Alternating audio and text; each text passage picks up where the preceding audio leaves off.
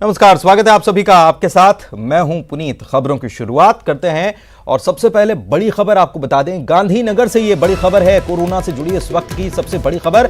वैज्ञानिकों को कोविड-19 के जीनोम की जानकारी हाथ लगी है। गुजरात के वैज्ञानिकों को इसकी जानकारी मिली है। कोरोना की वैक्सीन बनाने में अब इससे मदद मिल पाएगी। सीएम ऑफिस की तरफ से ये दावा किया गया है।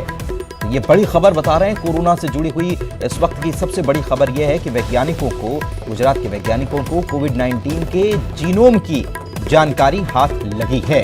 गुजरात के वैज्ञानिकों को ये जानकारी मिली है और कोरोना की वैक्सीन बनाने में इससे अब मदद मिल पाएगी। सीएम ऑफिस की तरफ से ये दावा किया गया है।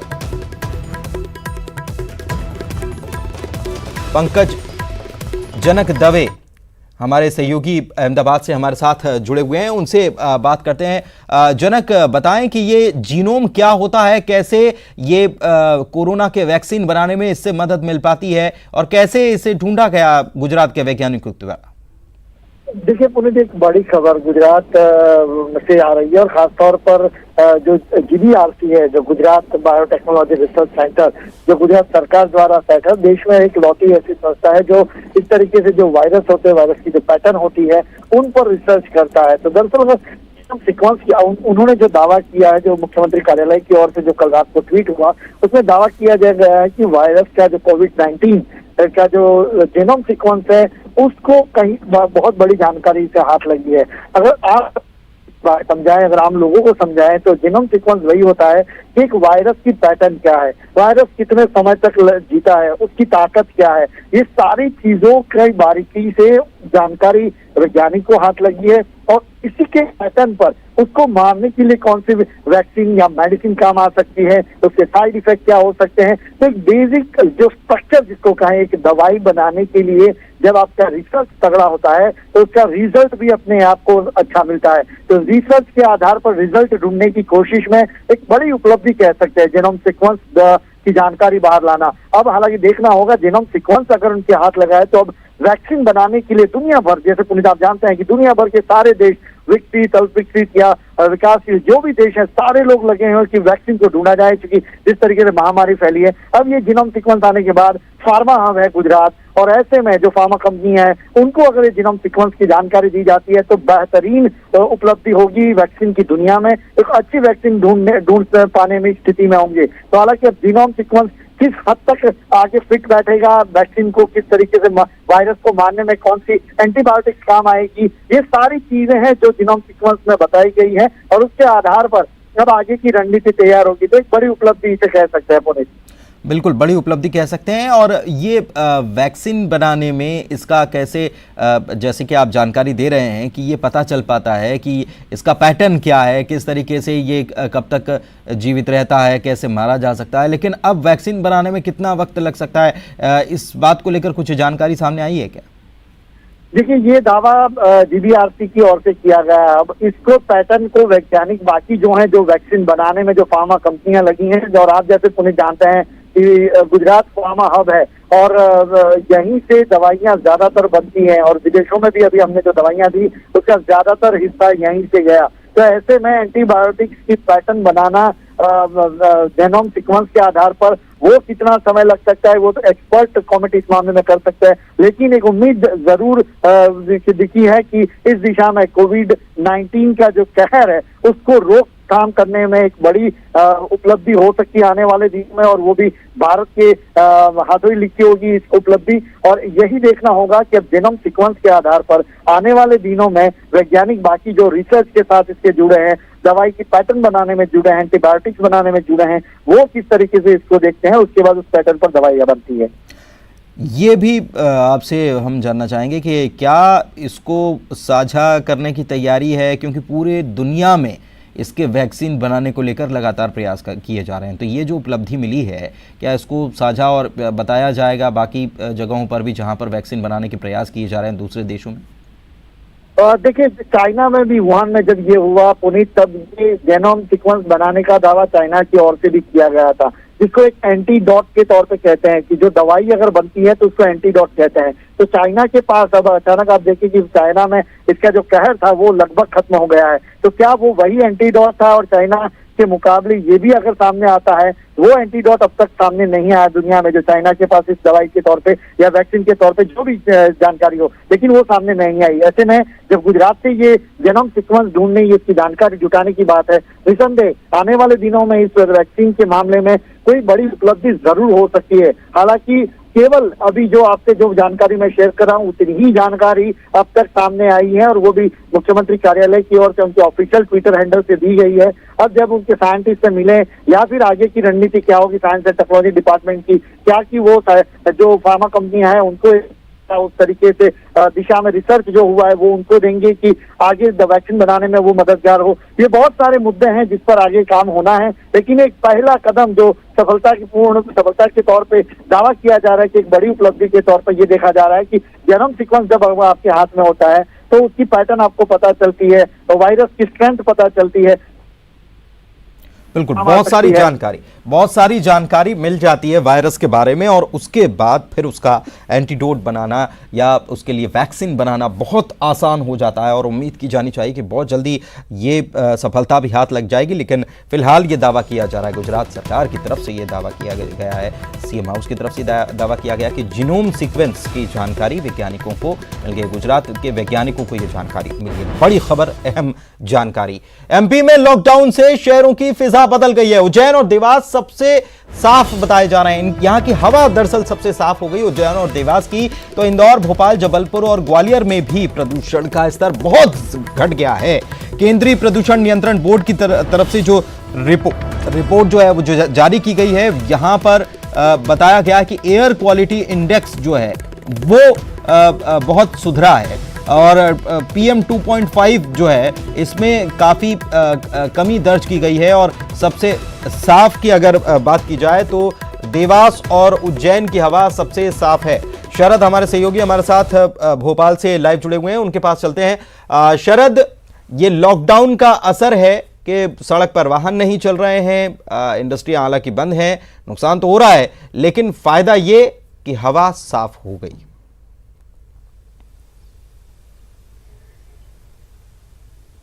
देखिए, सवाल ये भी इसी के साथ में कि आखिरकार कितने दिनों तक ये लॉकडाउन है, गाड़ियां चल नहीं रही हैं, इंडस्ट्रीज बंद है, तो ये स्वाभाविक सी बात है। इसमें कोई बहुत बड़ी रॉकेट साइंस समझने में नहीं है कि आखिरकार ऐसा क्यों हुआ है।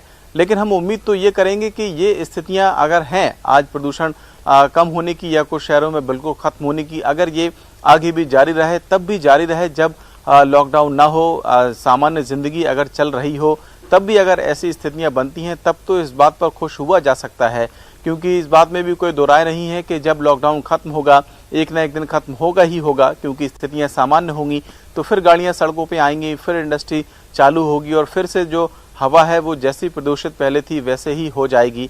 तो इस उम्मीद के साथ में कि ये जो लॉकडाउन है, जो पर्यावरण के लिए कुछ राहत की बात लेकर आया है, जैसा कि हम बता भी रहे हैं, ज़्यादातर जो शहर हैं उनकी हवा पूरी तरीके से शुद्ध हो गई है। लेकिन ये हवा आखिरकार किस कीमत पर शुद्ध हुई है, ये हमें सोचने की बात होगी, और उम्मीद ये की जानी चाहिए कि जब लॉकडाउन खत्म होगा, गाड़ियां चलेंगी और इंडस्ट्रीज फिर से जब शुरू होंगी, तो उनमें भी कम से कम इस बात का ध्यान रखा जाए कि जो प्रदूषण है वो कम से कम हो। अगर कोई ऐसी व्यवस्था बनाई भी जा सकती है उसके बाद भी कि प्रदूषण को ना के बराबर नुकसान हो, तो शायद उससे भी ज़्यादा बेहतर बात होगी। लेकिन हाँ, ये ज़रूर कह सकते हैं कि अभी के लिए राहत की बात बस इतनी है कि जो लॉकडाउन है, गाड़ियां बंद हैं, इस वजह से जो प्रदूषण है वो कम हो गया है। अगर एयर क्वालिटी इंडेक्स की बात की जाए तो क्या रिपोर्ट की तरफ से ये जो प्रदूषण नियंत्रण बोर्ड जो है, ये रिपोर्ट में क्या जारी किया गया है, कहाँ का एयर क्वालिटी इंडेक्स, कितना सुधार उसमें हुआ है?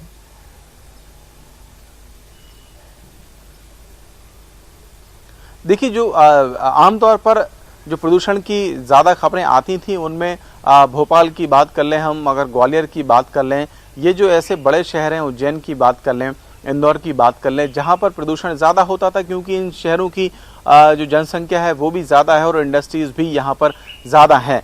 तो जो रिपोर्ट अभी आई है प्रदूषण को लेकर, एयर क्वालिटी इंडेक्स को लेकर, उसमें इन सभी शहरों की जो एयर क्वालिटी है वो बेहतर हुई है, वो अच्छी बताई जा रही है इस वक्त में, क्योंकि ये अभी पूरा लॉकडाउन चल रहा है। ज़्यादातर सड़कें खाली हैं, कोई गाड़ी किसी तरीके का प्रदूषण नहीं है, इक्का दुक्का इमरजेंसी गाड़ियां ही सड़कों पर चलती हुई दिखाई देती हैं। साथ ही साथ में इंडस्ट्री के जो बड़े बड़े हब है, मसलन अगर हम भोपाल के पास की बात करें तो जो पीथमपुर है वो पूरी तरीके से बंद है। ठीक है, बहुत बहुत शुक्रिया आपका शरद इस तमाम जानकारी के लिए। तो अच्छी खबर है, लेकिन फिर सवाल आखिर यही जो शरद ने कहा भी कि आखिर ये कब तक ये स्थिति बनी रह सकती है। रायपुर में 72 घंटे का कड़ा लॉकडाउन होना है और आज शाम 5 बजे से 19 अप्रैल शाम 5 बजे तक लॉकडाउन कड़ा होगा। इसमें सख्ती दिखाई जाएगी, बिना काम के घूमने पर रोक लगा दी गई है। सब्जी बाजार और बाकी मार्केट बंद रहेंगे और इसके अलावा केवल मेडिकल की दुकानें, मिल्क पार्लर और पेट्रोल पंप ही खुले रहेंगे। एलपीजी और होम डिलीवरी की सेवाएं जरूर जारी रहेंगी। जिला प्रशासन ने इसके आदेश जारी कर दिए हैं। ये बड़ी खबर आपको बता रहे हैं और देवव्रत हमारे सहयोगी हमारे साथ लाइव जुड़े हुए हैं, उनसे बात करते हैं। देवव्रत, छत्तीसगढ़ में मामले भले ही कम अभी तक सामने आए हैं, लेकिन अच्छी बात यह है कि सरकार की तरफ से एहतियात के तौर पर जो कदम उठाए जाने चाहिए वो सरकार उठा रही है, लेकिन लोगों का सहयोग क्या इसमें मिल पा रहा है? क्योंकि इसके पहले की तस्वीर हमने देखी थी, अब शायद इसीलिए सरकार को यह कदम उठाना पड़ा कि 72 घंटे का कड़ा लॉकडाउन करने की तैयारी है।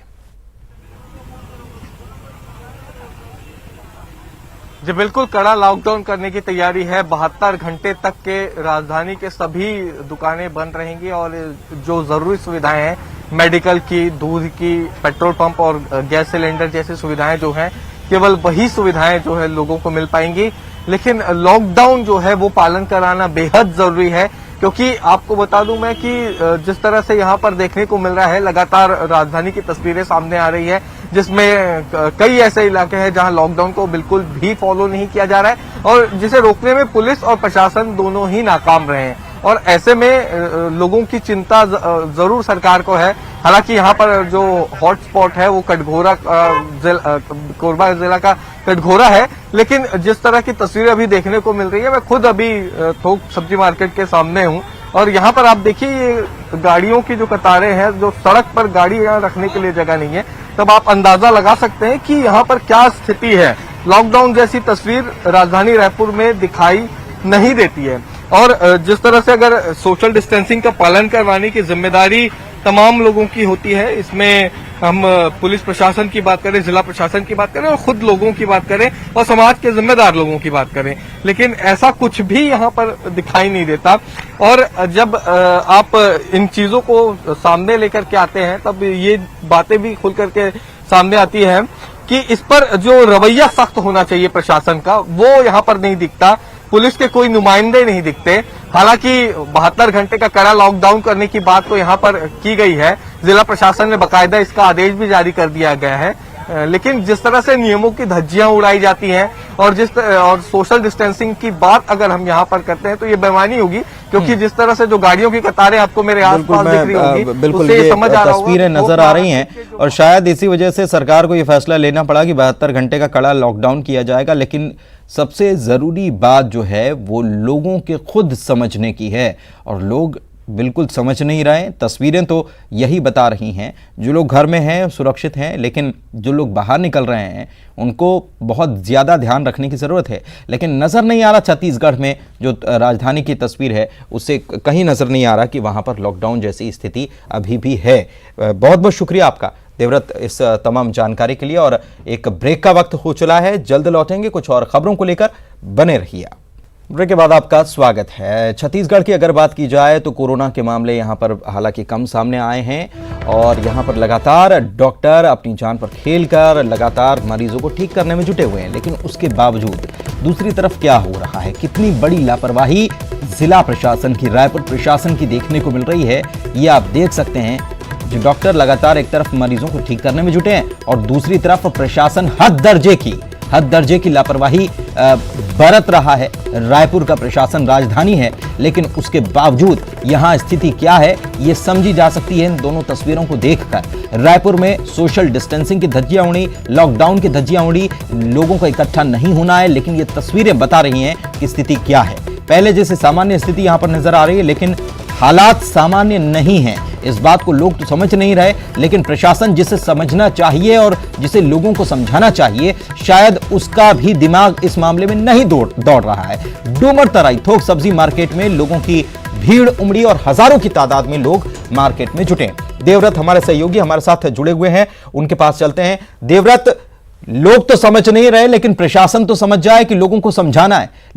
नहीं रहा है कि प्रशासन कोई भी काम कर रहा है, क्योंकि लगातार तस्वीर सामने आ रही है रायपुर से। राजधानी में अगर ऐसी स्थिति है तो समझा जा सकता है कि बाकी जगहों का हाल क्या होगा। और साथ ही सवाल यह भी कि डॉक्टर एक तरफ मरीजों को ठीक करने में जुटे हैं और यहां दूसरी तरफ ऐसे में सोशल डिस्टेंसिंग का पालन नहीं हो रहा, लॉकडाउन का पालन नहीं हो रहा। संक्रमण फैलने का खतरा बहुत ज्यादा बढ़ा दिया गया है लापरवाही की वजह से। जी बिल्कुल, बड़ी लापरवाही यहाँ पर है और जिला प्रशासन की है, पुलिस की है। जिस तरह से बार बार सरकार इस तरह से वाहवाही बटोर रही है कि लगातार यहाँ पर संक्रमण के मामले कम आ रहे हैं, लेकिन जब अब मार्केट आते हैं और इस तरह की तस्वीरें सामने आती है तब आप अंदाजा लगा सकते हैं कि अगर यही हाल रहा तब क्या कोरोना के संक्रमण से जीता जा सकता है। और इसके दोषी जो है ये पुलिस प्रशासन है, जिला प्रशासन है, उनके कंधों पर जिनकी जिम्मेदारी दी गई है और खासकर आम लोग जिनको समझना चाहिए कि सोशल डिस्टेंसिंग जो है वो बनाकर रखना है। और लेकिन आपको बता दूं कि ये थोक सब्जी मार्केट है और थोक सब्जी मार्केट के सामने ही इस वक्त मैं खड़ा हूं और यहाँ पर देखिए बड़ी बड़ी तस्वीरें जरूर यहाँ पर जो मंडी के अध्यक्षों ने अपनी लगा ली है, लेकिन जब नियमों और कायदों को पालन कराने की जिम्मेदारी आती है तब यहाँ पर कोई दिखाई नहीं देता है। और जिस तरह से यहाँ पर पुलिस प्रशासन जो है वो यहाँ पर होना चाहिए था, लेकिन जिस तरह से यहाँ पर देखने को मिल रहा है कि सुबह से हजारों की तादाद में यहाँ पर भीड़ है और ऐसे में भीड़ को कंट्रोल करने की जिम्मेदारी भी यहाँ पर स्थानीय प्रशासन की बनती है। इससे पहले भी न्यूज 18 में हमने साइंस कॉलेज ग्राउंड की तस्वीरें दिखाई थी, रावण भाटा की तस्वीरें दिखाई थी, वहां भी भीड़ को रोकने में पूरी तरह से प्रशासन नाकाम साबित हुआ था। और यहाँ पर भी रोजाना इस तरह की तस्वीरें आती हैं। सड़क पे आप देखिए कि चलने के लिए जगह नहीं है, चारों तरफ आपको गाड़ियां ही नजर आएंगी।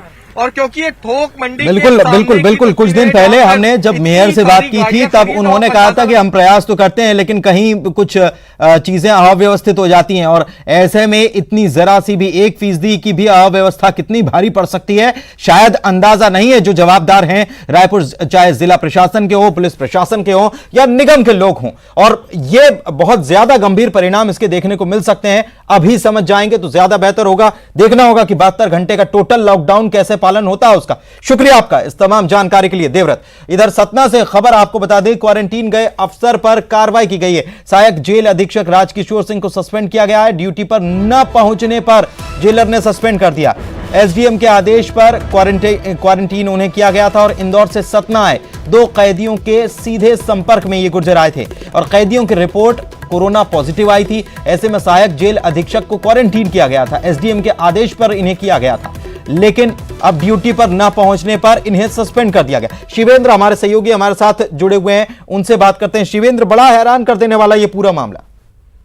देखिए पुनीत, मैं आपको बता दूं कि जो इंदौर के चंदन नगर में जो पुलिस पार्टी पर हमला हुआ था उसके 4 जो आरोपी हैं, जो रासुका के आरोपी हैं, उनको सतना जेल में शिफ्ट किया गया था और उनमें से 2 जो बंदी हैं उनकी जो कोरोना रिपोर्ट है वो पॉजिटिव आई थी और उनको उपचार के लिए रीवा मेडिकल कॉलेज भेजा गया था, जहां विरोध होने के बाद उनको जबलपुर भोपाल शिफ्ट किया गया है। इसी तारतम्य में जो सहायक जेल अधीक्षक हैं राजकिशोर गुर्जर, वो लगातार कैदियों के संपर्क में थे और एम्बुलेंस में रीवा तक बिठाने का काम किया था और साथ में वो लगभग 3 दिन तक लगातार सतत संपर्क में थे और इनको इसी आधार पर जिला प्रशासन ने क्वारंटीन किया गया था। लेकिन वो घर पर ही क्वारंटीन है, जिला प्रशासन का आदेश था। इसके बावजूद जेलर जो है नरेंद्र प्रताप सिंह ने उनको कार्य में अनुपस्थित पाए जाने का हवाला देकर निलंबित कर दिया है। इसको लेकर एक बड़ा विवाद पैदा हो गया है। शायद ये प्रदेश का पहला मामला होगा कि जब क्वारंटीन अधिकारी को ही जेल प्रशासन निलंबित कर रहा है। इस मामले को लेकर विवाद खड़ा हो गया है और अब जिला प्रशासन इस पूरे मामले में हस्तक्षेप करने के मूड में नजर आ रहा है। जी, लेकिन क्या जानकारी नहीं पहुंचाई गई? जो अधिकारी क्वारंटीन हैं उनको भी जानकारी अपने मातहतों को दे देनी चाहिए। सबसे बड़े ताजुब की बात पुनीत जी ये सामने आया है कि जब इंदौर से जो कैदी आए थे उसको प्रशासनिक सूचना नहीं थी, सिर्फ जेल को सूचना थी और जेल को आदेश जारी किया था कलेक्टर इंदौर ने। उसी के आधार पर उनको जो बंदी है उनको सतना केंद्रीय जेल में रखा गया था। तो सबसे बड़ी लापरवाही यही हुई कि जो आरोपी थे उनको इंदौर जैसे शहर से आए थे जहां संक्रमण काफी फैला हुआ था, बिना सूचना के, जिला प्रशासन की सूचना के अंदर रख लिया गया था। और इसके बाद इस तरह का एक फिर बड़ा मामला सामने आया कि अब जब जिला प्रशासन ने जो अधिकारी है जो संपर्क में आया था उसको क्वारंटीन किया गया है, इसके बाद भी उनको निलंबित किया गया है। तो कुछ न कुछ जो विवाद की वजह जो जानकारी मिल पा रही है कि लंबे समय से सहायक जेल अधीक्षक और जेल अधीक्षक के बीच 36 का आंकड़ा था और हो सकता है कि ये बदले की भावना के तहत इस तरह का मौके की तलाश में थे और मौका मिलने पर इन्होंने कार्रवाई की है। लेकिन सस्पेंशन करने की कार्रवाई अगर की जाती है तो उसके पहले ये सारे जवाब ले लेने चाहिए। ये यहाँ पर नजर नहीं आ रहा है, पूछना तो चाहिए था कि आए क्यों नहीं है, ड्यूटी पर क्यों नहीं पहुंचे हैं, उस मामले में छानबीन करनी चाहिए, लेकिन यहाँ ये नजर नहीं आ रहा है। शुक्रिया आपका इस जानकारी के लिए। इधर केंद्रीय स्वास्थ्य मंत्री डॉक्टर हर्षवर्धन ने तारीफ करते हुए ट्वीट किया है। स्वास्थ्य मंत्री ने रायपुर एम्स की तारीफ की है, 2 नर्सों की तारीफ की है। दरअसल हमने भी आपको तस्वीरें दिखाई थी कि कोरोना पीड़ित की 3 महीने की मासूम को ये नर्स संभालती दिखी थी और उन्होंने ये ट्वीट कहा है कि अद्भुत, इस मासूम की मां कोरोना पॉजिटिव है। इंसानियत को जिंदा रखते हुए एम्स रायपुर की ये 2 नर्स अपनी गोद में एक मां की भांति इस बच्चे की देखभाल कर रही हैं और उसे दूध पिला रही हैं। देश भर के नर्सिंग स्टाफ, मेडिकल स्टाफ को सैल्यूट है। राष्ट्र सेवा सर्वोपरि है। और न्यूज़ 18 ने इस खबर को प्रमुखता से दिखाया भी था कि कैसे रायपुर एम्स में ये 2 नर्सें एक कोरोना पॉजिटिव महिला जो है उसकी बच्ची को दूध पिला रही हैं, मां सा दुलार कर रही हैं, क्योंकि बच्ची की मां और उसके परिवार के अन्य लोग भी सब कोरोना पॉजिटिव हैं। 5 सदस्य कोरोना पॉजिटिव पाए गए हैं। बच्चियों का टेस्ट किया गया था, कोरोना का टेस्ट किया गया लेकिन वो निगेटिव आया और अब इन बच्चियों का ख्याल ये नर्सें ही रख रही हैं। रायपुर एम्स में मरीजों का इलाज चल रहा है। इधर बीजापुर से खबर आपको बता दें, सहायक आरक्षक की हत्या की गई। नक्सलियों ने सहायक आरक्षक की हत्या की है। धारदार हथियार से हमला कर सहायक आरक्षक को मौत के घाट उतार दिया। मृतक आरक्षक का नाम कुरसम रमेश बताया जाता है और फरसेगढ़ थाना क्षेत्र का ये पूरा मामला है। तो एक तरफ कोरोना के मामले लगातार सामने आ रहे हैं और इसको लेकर लॉकडाउन लगातार बना हुआ है, लेकिन उस बीच नक्सली वारदातों को अंजाम दे रहे हैं और सहायक आरक्षक की नक्सलियों ने हत्या की है। धारदार हथियार से हमला किया और हत्या करती मृतक आरक्षक का नाम कुरसम रमेश बताया जा रहा है।